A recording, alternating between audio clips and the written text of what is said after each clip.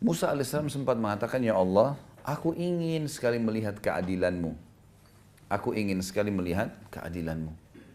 Kata Allah, mengutus Jibril alaihissalam datang dan Jibril mengatakan, hai Musa, Tuhanmu berkata, kau tidak mampu. Kau tidak bisa sabar melihat keadilannya Allah kalau ke dalam kejadian langsung. Ada kejadian terjadi, kamu akan sulit untuk bisa sabar untuk menunggu itu.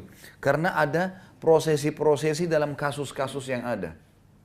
Kata Musa, saya akan coba sabar dengan taufik dari Allah. Baiklah, Allah setuju, dikasih ke Musa alaihissalam. Maka Musa alaihissalam disuruh pergi ke salah satu mata air. Di sekitar Gunung Tursina, padang pasir, gunung-gunung batu, nggak ada orang di situ.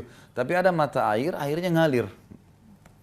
Musa alaihissalam disuruh oleh Allah ke situ nggak buat apa-apa. Situ aja duduk, udah saksikan saja apa yang terjadi. Nggak lebih daripada itu. Maka yang terjadi adalah Musa alaihissalam lihat dari jauh. Nggak lama kemudian ada orang datang nunggangin kuda. Nunggangin kuda. Orang ini datang nunggangin kuda, dia haus, dia turun ke mata air itu. Orang ini nggak lihat Musa alaihissalam. Musa alaihissalam di tempat yang tersembunyi. Maka Musa alaihissalam melihat orang ini turun, minum air, ternyata di pinggang sebelah kirinya orang ini ada kantong isinya uang. Ya. Cukup banyak. Rupanya waktu dia minum, jatuh terlepas dari pinggulnya dan dia tidak pinggangnya dan dia tidak sadar. Dia naik tunggangi kudanya, dia pergi. Ini orang yang pertama, Musa saksikan alaihissalam.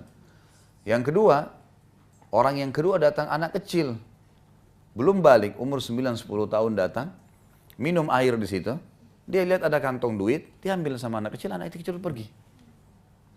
Baik. Musa alaihissalam lihat. Sudah selesai, datang orang ketiga. Orang buta matanya sudah tua. Datang, dia dengar suara air, dia mampir, dia minum air di situ. Dia wudhu mau sholat. Tapi Allahu alam, ini riwayatnya memang dikatakan mau sholat. Bagaimana sholatnya dulu mereka di zaman Nabi Musa alaihissalam, Allahu alam ini. Apakah sama dengan kita sekarang, jumlah rakaatnya, kan namanya kita nggak ngerti. Karena nggak ada penjelasan, yang penting di zaman dulu ada sholat gitu kan. Baiklah, orang buta ini wudhu mau sholat. Ternyata orang yang pertama tadi penunggang kuda kembali. Dia tanya si buta ini, kakek tua, kakek buta, kamu lihat nggak duit saya di sini? Saya buta, mau lihat apa? Kamu pasti ambil, kamu pasti lihat, karena tidak ada orang lain, ini padang pasir. Pasti kamu yang ambil. Enggak, geledah aja barang saya. Enggak, saya enggak percaya. Cekcoklah dua orang ini sampai penunggang kuda membunuh dia. Si buta dibunuh. Dia lihat kiri kanan tidak ada orang.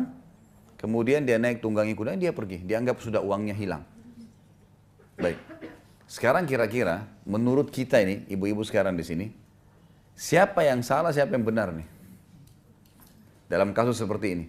Musa alaihissalam saksikan ya. Dalam pandangan Musa alaihissalam mungkin sama dengan kita. Yang salah anak kecil. Kenapa? Karena kalau anak kecil tidak ambil duit itu, nggak terjadi sih ini bertengkar, ini membunuh kan? Benar nggak? Baik. Itu yang dilihat oleh Musa alaihissalam. Kalau kita juga di situ mungkin kita akan lakukan hal yang sama. Karena anak kecil tadi sumber masalah nih.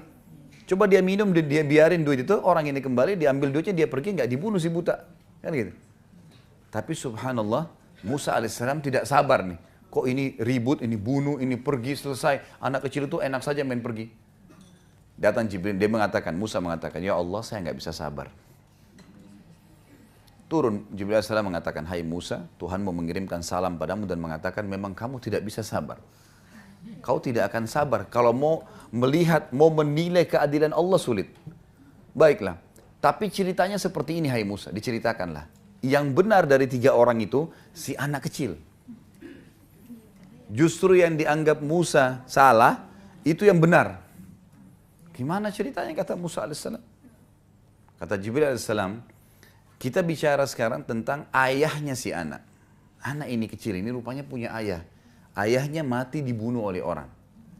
Ayahnya sebelum dibunuh oleh orang, dia pernah menjadi pegawainya penunggang kuda itu. Dan penunggang kuda itu pernah tidak memberikan gaji ayahnya si anak. Dan subhanallah, sebentar. Jumlah uang yang dia tidak kasih, sejumlah yang ada di kantong itu. Jadi penunggang kuda tidak pernah berpikir sebelumnya, kenapa dia meletakkan uang sejumlah itu Dia tidak pernah berpikir mampir di mata air itu minum dan jatuh duitnya. Dia nggak pernah berpikir. Dia tidak bertemu sama si anak kecil dan tidak tahu kalau ini anaknya dulu pegawai dia yang dia tidak kasih gaji. Dia tidak pernah kenal anak kecil ini, ambil pergi. Anak ini juga belum balik. Nggak ada hukum syar'i pada dia. Maka kata Jibril AS, karena ayahnya si anak itu terzalimi oleh si penunggang kuda, maka Allah dengan keadilannya memberikan haknya orang yang terbunuh, ya si ayahnya si anak ini, kepada ahli warisnya. Walaupun sudah mati kembali kepada dia. Kata Musa alaihissalam, lalu bagaimana dengan orang tua yang buta? Kata Jibril alaihissalam, ayahnya si anak ini sebelum meninggal dibunuh orang dan yang membunuh si buta itu. Sehingga, sebentar, tidak usah dibayangkan ibu-ibu di sini. Biasa ibu-ibu gitu pakai perasaan, kita kalau cerita dibayangkan. Dengar saja, ambil pelajaran. Ambil pelajaran. Sudah, sebentar, jangan diputus dulu. Sekarang, lihat bagaimana keadilannya Allah. Ayah si Fulan, yang tadinya dia dizalimi, ayahnya si anak, Allah kembalikan haknya kepada ahli warisnya dari orang yang menzaliminya, dan orang yang membunuhnya dibunuh oleh orang zalim. Langsung Musa alaihissalam mengatakan, luar biasa keadilan Allah. Gimana kita manusia? Ini baru satu kasus ya. Berapa banyak kasus di muka bumi ini. Kasusnya manusia beda, kasusnya jin beda, kasusnya hewan beda, yang sampai pada hari kiamat, kata Ibnu Katsir rahimahullah, menukil sebuah riwayat, Allah dengan kemahaadilannya nanti hari kiamat akan menghakimi domba yang bertanduk kenapa menanduk hewan yang tidak bertanduk.